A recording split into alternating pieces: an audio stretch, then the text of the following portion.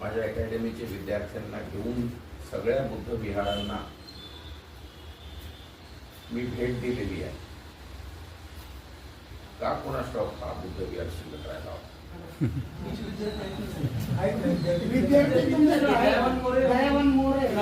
राहुल जगताप दयावान मोरे आणि राहुल. परंतु इथे आल्यानंतर इतकं प्रसन्न वातावरण आहे आणि आपण थोडक्यात ज्या संघर्षाचं वर्णन केलं,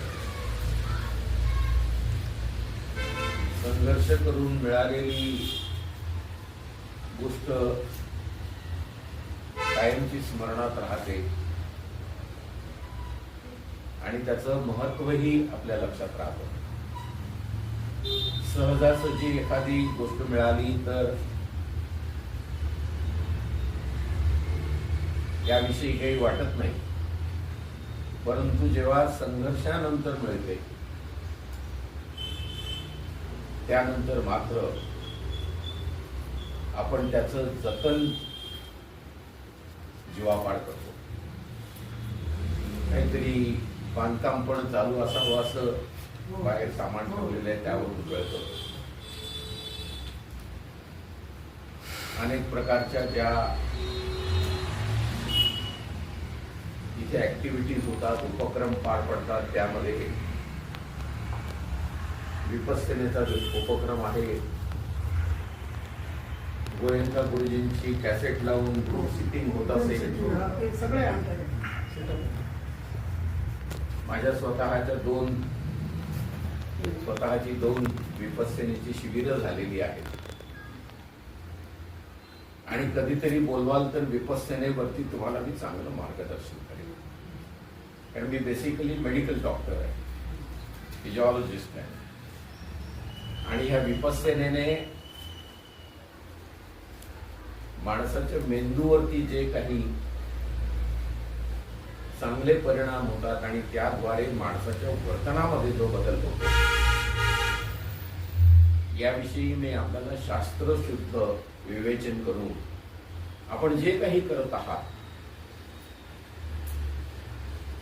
त्याचा शास्त्रीय संदर्भ काय आहे याविषयी आपल्याला मी ज्ञात करून देईन. जर कधी आपण भविष्यात एखादं व्याख्यान आयोजित केलं तर. जेव्हा आपण संघर्षाचा उल्लेख करतो, जसं आपल्याला जे काही स्वातंत्र्य, समता, बंधुता, सामाजिक न्याय बाबासाहेबांनी मिळवून दिला, तर त्यामध्ये एक शेवटचा प्रकार जो आहे सामाजिक न्याय. तर प्रश्न असा पडतो की सामाजिक न्याय म्हणजे नक्की काय? सवलत म्हणजे सामाजिक न्याय का? उच्च शिक्षण घेण्यासाठी आपली मुलं तयार झालेली आहेत म्हणजे सामाजिक न्याय का? आपण चांगले चांगले बंगले बांधलेले आहेत विविध ठिकाणी, कॉलनीज मध्ये आपण जर बघितलं तर आपली माणसं अतिशय सुस्थितीत आहेत, बक्कळ पगार आहे, चांगलं पेन्शन आहे, खाण्यापिण्याच्या दृष्टिकोनातून अत्यंत चांगली अशी समृद्धी आलेली आहे, आर्थिक संपन्नता आलेली आहे, म्हणजे सामाजिक न्याय का? असा मला सातत्याने प्रश्न पडतो की सामाजिक न्याय म्हणजे नक्की काय? या विषयाचा जेव्हा आपण परामर्श देतो तेव्हा आपल्या लक्षात येतं की हा परिणत टप्पा, शेवटचा टप्पा न्यायाचा, हा मिळवण्यासाठी महामानव डॉक्टर बाबासाहेब आंबेडकरांनी जे परिश्रम घेतले त्या परिश्रमाचा आपल्याला आढावा घ्यावा आणि तो आढावा जर आपण घेतला तरच मिळालेल्या सामाजिक न्यायाचं आपल्याला महत्व लक्षात येईल. कारण तो सहजासहजी नाही मिळालेला आणि तो नैसर्गिक न्यायाने मिळालेला नाही. खरं तर तो नैसर्गिक न्यायाने मिळाला पाहिजे.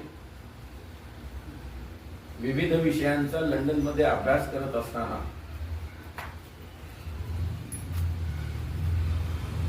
मानवाधिकाराचे कायदे हा माझा विषय होता. जेव्हा मी LLM केलं, LLB केलं, नंतर LLM केलं, आपल्याला सगळ्यांना ज्ञात असेल बाबासाहेब आंबेडकरांनंतर आपल्याला बाबासाहेब आंबेडकरांच्या संस्थेतून, जिथून बाबासाहेब बॅरिस्टर झाले, तिथून 99 वर्षानंतर आपल्याला माझ्या मुलाच्या रूपाने बॅरिस्टर मिळाला. त्याच लंडन मधून मी LLM केलं. मुलाने 5 वर्ष परिश्रम केले आणि मला म्हटलं की बापू मला बॅरिस्टर व्हायचं आणि तेही बाबासाहेबांच्या संस्थेतूनच व्हायचं. त्या काळात आपण जर बघितलं असेल, खूप ग्रुप बनवले होते, सगळीकडे या गोष्टीविषयी माहिती अपरांती कुटुंबियांनी दिली होती आणि आपण सगळे सहभागी झाला होता. या सामाजिक न्यायामध्ये जो बाबासाहेबांनी आपल्याला मिळवून दिलेला आहे, त्यात माझ्यासाठी 3 गोष्टी महत्वाच्या. एक आहे सत्ता, दुसरी आहे संपत्ती आणि तिसरा आहे सन्मान. आपण जो लढा दिला बाबासाहेबांच्या नेतृत्वाखाली, तो एकाच कामासाठी. आपण काय म्हटलं, अरे जेवण नाही दिलं तरी चालेल, मला अपमानित करू, बरं मला सन्मान का द्या, तो माझा हक्क आहे, तो माझा मानवाधिकार आहे. त्यामुळे तुम्ही माझा सन्मान नाकारणं म्हणजे माझ्या अकॅडमीचे विद्यार्थ्यांना घेऊन सगळ्या बुद्ध विहारांना मी भेट दिलेली आहे. का कोणास ठाऊक हा बुद्ध विहार शिल्लक राहिला होता.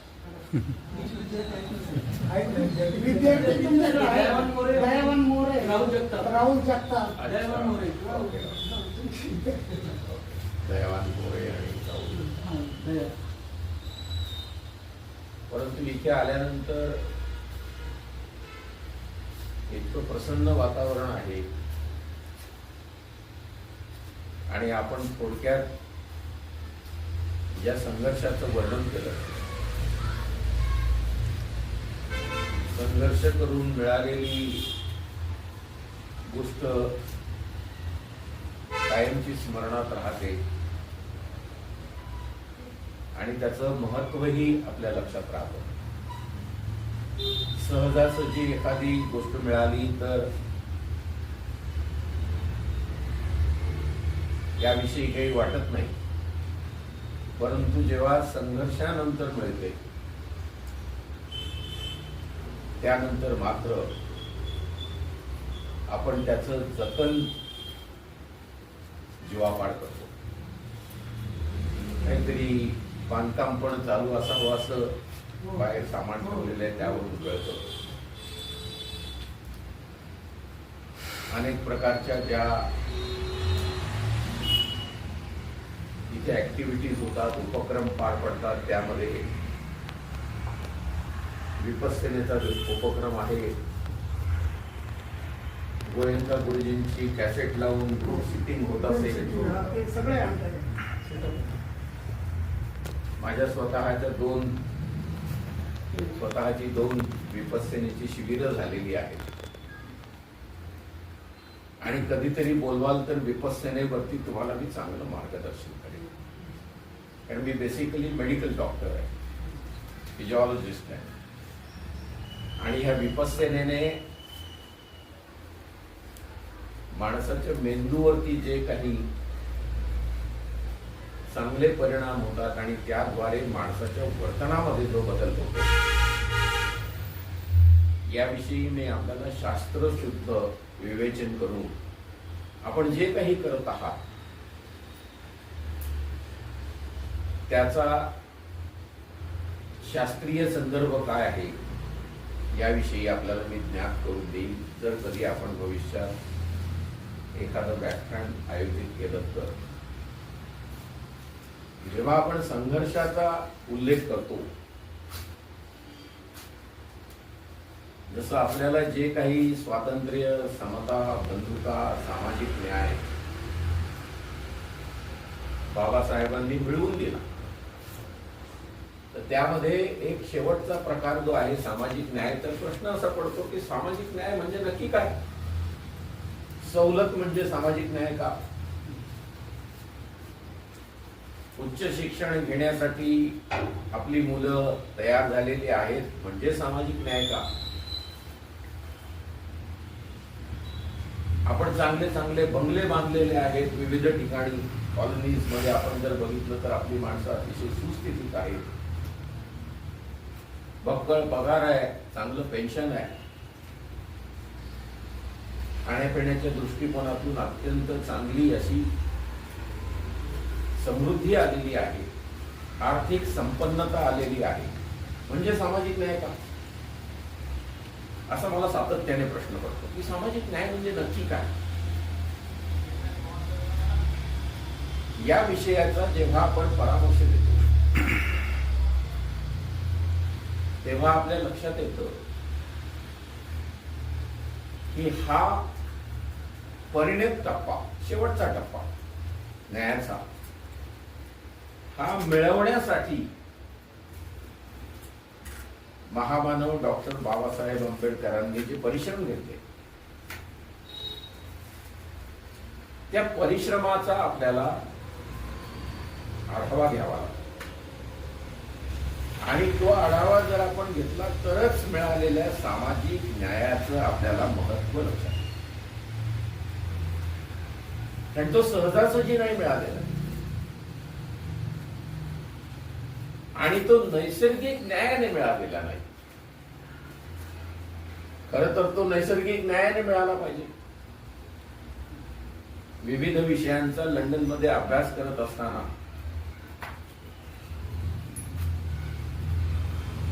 मानवाधिकाराचे कायदे हा माझा विषय होता. जेव्हा मी LLM केलं, LLB केलं, नंतर LLM केलं,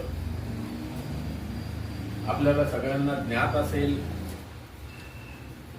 बाबासाहेब आंबेडकरांनंतर आपल्याला बाबासाहेब आंबेडकरांच्या संस्थेतून, जिथून बाबासाहेब बॅरिस्टर झाले, तिथून 99 वर्षानंतर आपल्याला माझ्या मुलाच्या रूपाने बॅरिस्टर मिळाला.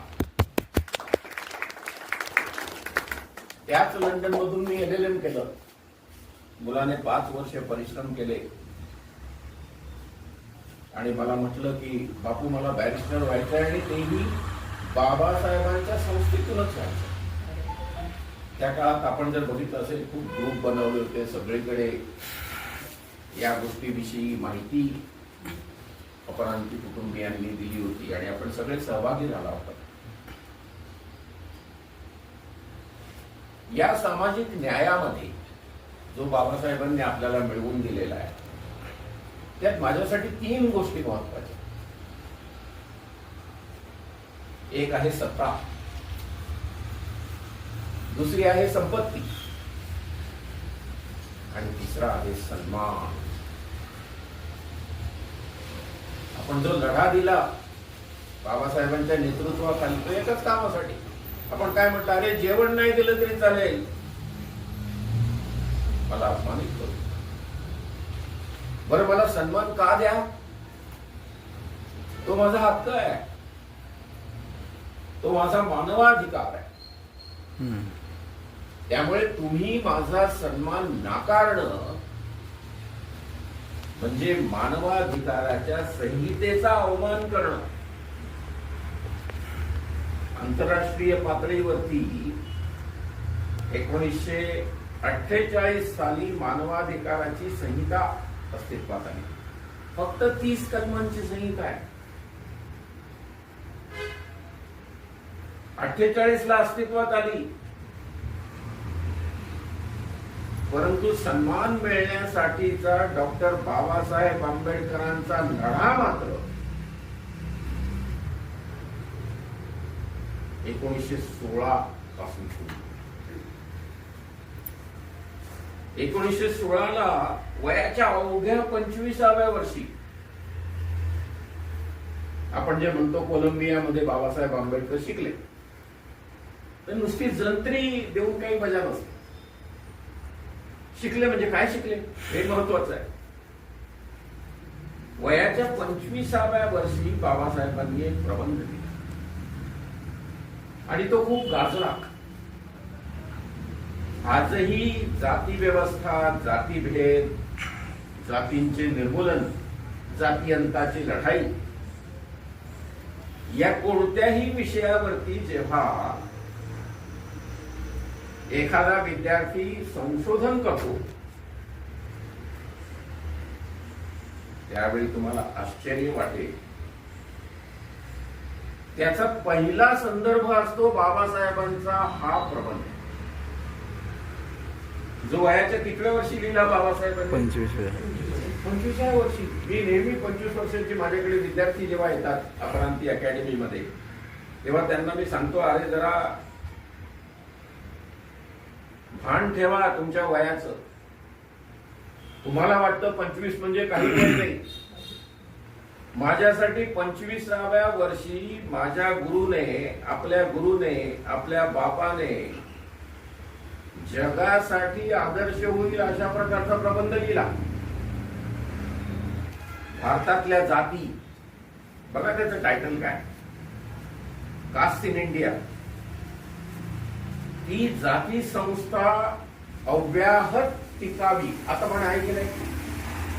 कोणत्याही माणसाला आपण नाव विचारलं, त्याला दुसरं काही माहिती नसतं, पण त्याला जात माहिती असतं. बरं, त्याला जर विचारलं तुझ्या वरची जात कोणती, खालची जात कोणती, तो लगेच सांग. अगदी त्या चंद्रपूरमध्ये गेलो मी आणि एका माडिया पोरीचं लग्न करायचं होतं. माझी पहिली पोस्टिंग होती. तर मी म्हटलं कोणताही माडिया बघा, त्यांच्यामध्ये काही पोरं असतील तर. ते म्हटले तसं नाही ना चालत साहेब. मी म्हटलं का बरं? मी मोठा माडी आहे, हे छोटा माडी आहे. छोटा माडिया, मोठा माडिया, हे काय म्हणकडे? माडिया तर माडिया होतो. नाही काय म्हणे, तसं नसतं. ते 2 माडिया असतात. जसे कुंभार 2 असतात, मोठ्या चाकाचा, छोट्या चाकाचा. अशा प्रकारची जाती संस्था जी इतकी ॲबनॉर्मल आहे, जी नैसर्गिक नाही आहे. खऱ्यांकडे बघितल्यानंतर आपल्याला कळतं का जात कोणती आहे? माझ्याकडे पाहिल्यानंतर कळतं का जात कोणती आहे? नाही. जे आपल्याला सकृतदर्शनी पाहिल्यानंतर लक्षात येत नाही, फरक लक्षात येत नाही, अशा प्रकारची अत्यंत विकृत व्यवस्था तयार करून ती कायमची जिवंत ठेवणारा देश हा आपला देश.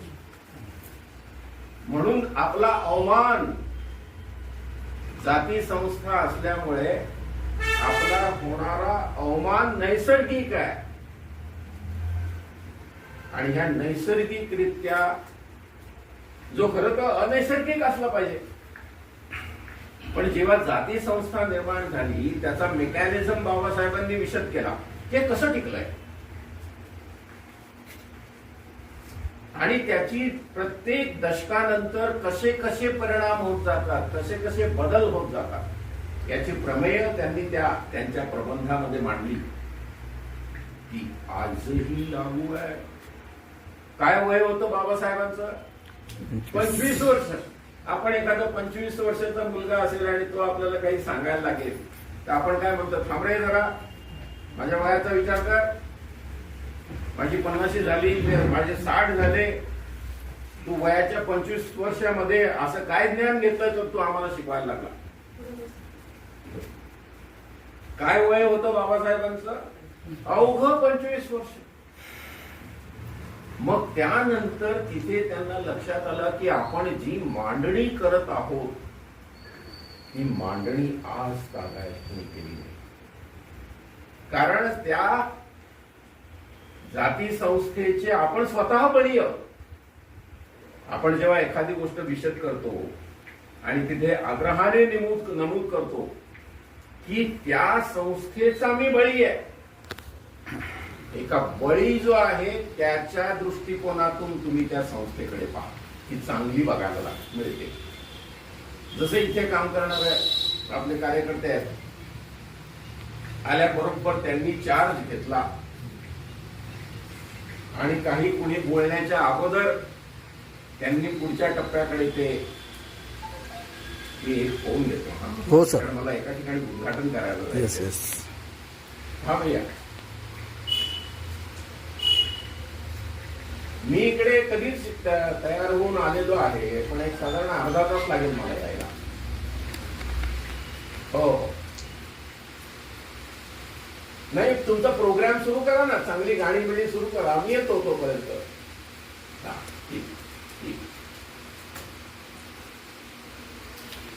या प्रकारे त्यांनी या अत्यंत विकृत अशा संस्थेतले सगळे बारकावे मांडले आणि ते बारकावे अशा प्रकारे मांडलेले आहेत की आजही तो प्रबंध वाचल्यानंतर आपल्या लक्षात येतो, बापरे किती सखोल विचार केला. कितव्या वर्षी? 25व्या वर्षी. याचा अर्थ या माणसाची बुद्धिमत्ता किती कुशाग्र असेल,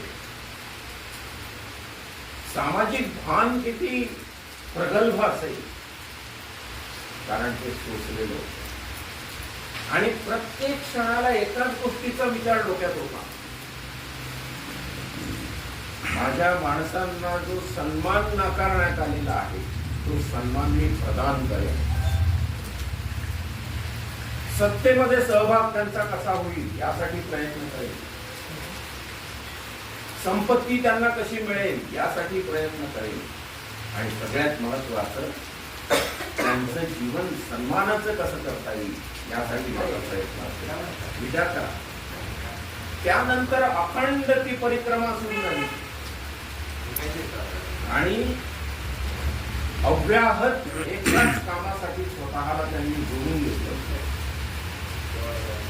थोडासा एक पार्श्वभूमी जर तुम्हाला सांगितली तर तुम्हाला हे लक्षात येईल की त्यांना कठीण कसं.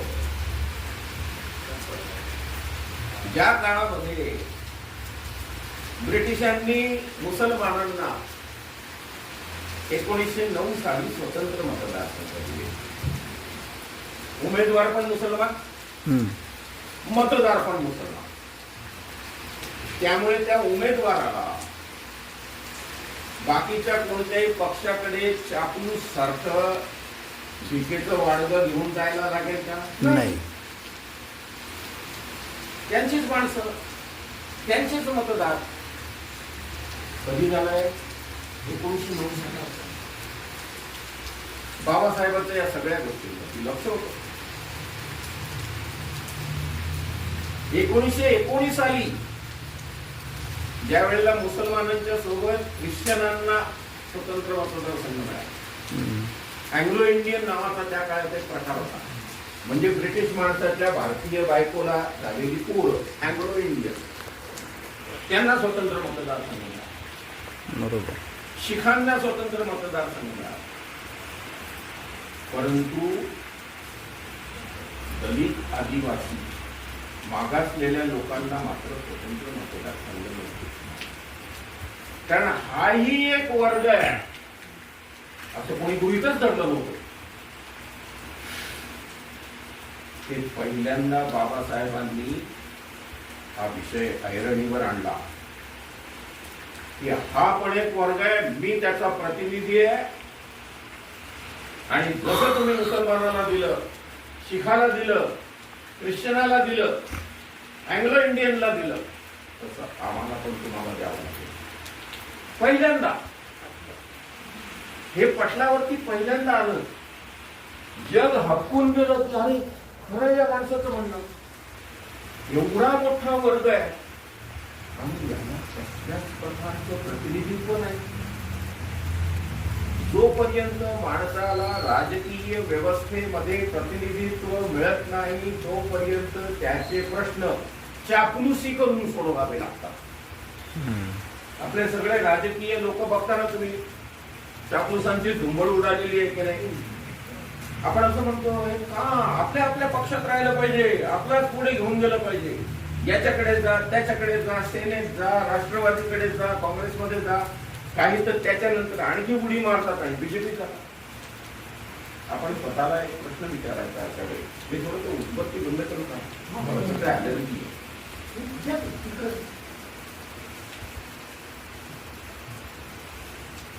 आपण फक्त विचार काय करतो, त्याने कुठेही जाऊ नका, आपला सावकाश उभा बांधा. तुमची टक्केवारी काय? तुमच्या त्या टक्केवारीने तुम्ही निवडून याल का? नाही. हे कशामुळे घडलं? तर हा आमचा स्वतंत्र मतदारसंघ असावा ही मागणी रेटण्यासाठी बाबासाहेबांनी काहीतरी सादर केलं. आणि जे सादर केलं तुम्हाला आश्चर्य वाटेल, ते इतकं वैशिष्ट्यपूर्ण होतं की ज्यांना सादर केलं, साऊथ पोलो नावाचं कमिशन होतं, त्यांनी ते तसंच्या तसं ब्रिटिश सरकारकडे पाठवलं की हा एक या वर्गातला विद्वान माणूस आहे आणि याने केलेलं वर्णन जे आहे ते वर्णन इतकं प्रत्ययकारी आहे की ते वाचताना जाणवतं की ह्या वर्गावरती काय अन्याय होत असतो. कधी केलं? 1919. स्वतंत्र मतदारसंघ मुसलमानांना कधी मिळाले? 1909 साली. 9 साली. 10 वर्षानंतर पटलावरती आणलं बाबासाहेबांनी की असा एक वर्ग आहे.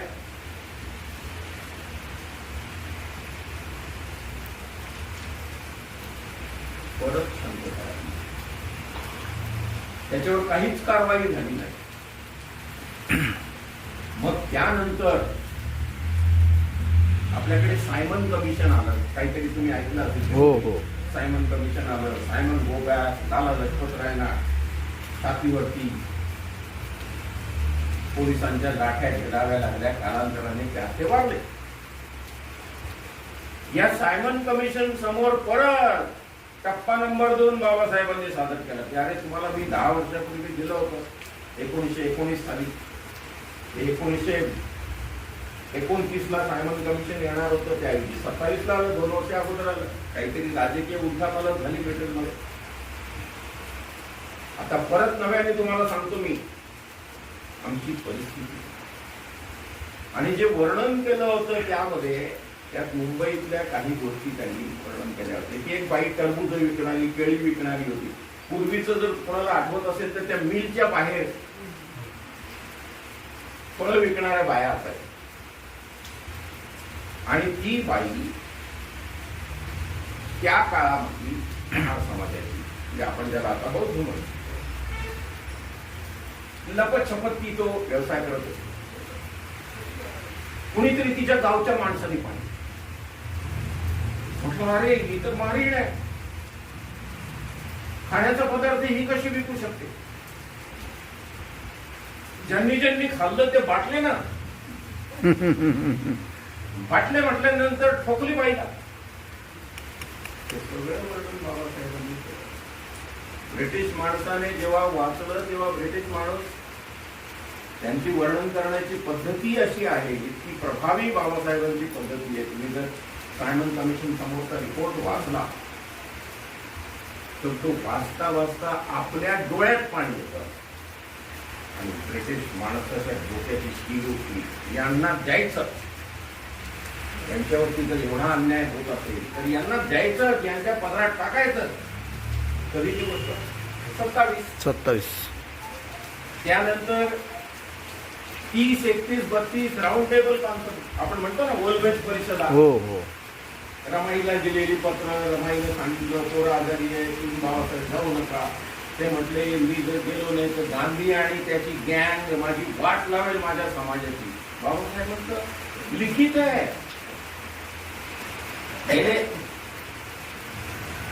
राऊंड टेबल कॉन्फरन्सेस बाबासाहेबांनी अटेंड केल्या. शेवटची कॉन्फरन्स जी होती त्यामध्ये लंडनचे प्रधानमंत्री जे होते, ब्रिटिश प्रधानमंत्री रॅमसे मॅकडोनाल्ड नावाचं, ते म्हटले यांना द्यायचं. जसे स्वतंत्र मतदारसंघ मुसलमानाला दिले, अँग्लो इंडियनला दिले, शिखाला दिले, ख्रिश्चनाला दिले, तसा आणखी एक वर्ग. कोण वर्ग होता तो? आपण. आणि आपल्याला स्वतंत्र मतदारसंघ मिळाला. म्हणजे कसली खात्री पटली आपल्याला? आता आपला प्रतिनिधी जाणार, हो. मतदार पण आपला आणि प्रतिनिधी उमेदवार पण. पण आपला. ते मतदारसंघ तसेच दिले गेले असते आजपर्यंत, तर डॉक्टर संजय यापर्यंत ते खासदार झाले असते. 2 वेळा उभा राहिलो मी. लोक जेव्हा म्हटले सर तुम्हाला वाटतं ना इतकं इलेक्शनच्या मधून आपल्याला प्रतिनिधित्व मिळेल, मग उभे राहा ना. एखादा माणूस इलेक्शन मध्ये उभा राहतो, आपण जसं म्हणतो घर पाहावं बांधून, लग्न पाहावं करून, तसं त्याला मी आणखी एक जोडलंय, फारच खुमखुमी असेल इलेक्शन पाहावं लढून, आणि कुणी लढावं आपल्या समाजाच्या नात्याने. इलेक्शन मध्ये जो पराभव होतो त्या प्रत्येक क्षणाला जाणवतं की हे बदलायचं. आपण जर हे बदललं नाही तर आपला प्रतिनिधी चापलूसच निवडून येऊ शकतो. चापलूस, खरं आहे. चांगला माणूस निवडून येईल नाही. त्याला कुणाची तरी कास धरावी लागेल की नाही? याच्या वळचणीला जा, त्याच्या वळचणीला जा, याचा प्रचार कर, त्याचा प्रसार कर, तरच आपलं अस्तित्व टिकू शकतं. अशी एक अत्यंत विचित्र परिस्थिती पुणे करार नावाच्या गोष्टीने आपल्या देशात मांडली. लोक म्हणतात ना, अरे तुम्ही तर सरकारच्या जागाही तुम्हाला सवलती मिळाल्या. मी फक्त एवढाच प्रश्न विचारतो, आम्ही कुठे मागितलं? आम्ही स्वतंत्र मतदारसंघ मागितले. तुम्ही देऊ शकला नाहीत म्हणून तुम्ही काय दिलं आम्हाला? सवलत दिली. जे आम्ही मागितलंच नाही ते तुम्ही दिलं, कारण तुम्हाला ते जबरदस्ती झाली तुमच्यावरती. आजही सवलती काढून घ्या आणि आमचे स्वतंत्र मतदारसंघ घ्या. बरोबर आहे. काय लागतं? काय लागतं? प्रतिनिधी लागतो. आपला फक्त प्रतिनिधी कुठे निवडून जाऊ शकतो माहितीये का तुम्हाला? जे आपण बघतो. सांगा बरं तुमचा अंदाज. लोकसभेत जातो, राज्यसभेत जातो, लोकसभेत जातो, विधानसभेत जातो, महानगरपालिकेत, ग्रामपंचायत, याच्यातल्या कुठे आपले प्रतिनिधी जातात? कोणाच्याही सोबत दावणीला बांधले न जाता कुठल्या मतदारसंघात जातात? कॉर्पोरेशन. म्हणून कॉर्पोरेशन मध्ये काही आपल्याला असे कॉर्पोरेटर मिळतात की ते कुणाच्याही मतदार याच्या वळचणीला बांधले न जाता निवडून येऊ शकतात, पण पॉकेट होतात. मतदार मोजलेले असतात. आपल्याला माहिती असतं की 10,000 मतदारांपैकी ही 8,000ची झोपडपट्टी माझी आहे, मी इथून निवडून येईल. हे आमदारकीला सांगू नाही शकत आपण, एक खासदारकीला सांगू नाही शकत आपण. म्हणजे या क्षणाला तुम्ही या राज्याची, देशाची व्यवस्था जर बघितली तर तुमच्या लक्षात येईल दुर्दैवाने आपण फक्त कॉर्पोरेटर होऊ शकतो, आपण फक्त ग्रामपंचायतीचे सदस्य होऊ शकतो. लोकल प्रश्न सोडवतात हे कुठल्याही प्रकारचे पॉलिसी डिसिजन जे असतात की पोरांना स्कॉलरशिप मिळाली पाहिजे, मुलांना ऍडमिशन मिळाले पाहिजे, मुलं परदेशात गेली पाहिजे, त्यांना स्कॉलरशिप मिळायला पाहिजे, हे प्रश्न आपले सुटत नाही. का सुटत नाही? आपले प्रतिनिधी नसतात. का प्रतिनिधी नाही? कारण पुणे करारामध्ये गांधीने हिंदू धर्म वाचवण्यासाठी आपला बळी दिला. बरोबर. आणि आपल्याला कायमचे वंचित आणि आश्रित ठेवले. आज तुम्ही बघा, मोठे मोठे आता ते जोगेंद्र कवाडेंसारखा माणूस जेव्हा गडकरींसाठी मताची भीक मागत फिरतो तेव्हा मी म्हटलं अरे मी त्यांचा फॅन होतो. खरंच आहे. मी पण ही काय परिस्थिती आहे? ही परिस्थिती आणली आणि काय नाकारलं गेलं? सन्मान नाकारला गेला. बाबासाहेबांचा लढा कशासाठी होता? सन्मानासाठी. काय नाकारलं गेलं? सन्मान नाकारला गेला. नव्याने आपल्याला सन्मानासाठी लढा उभा करावा लागेल. बंधू भगिनींनो, धन्यवाद. जय हिंद.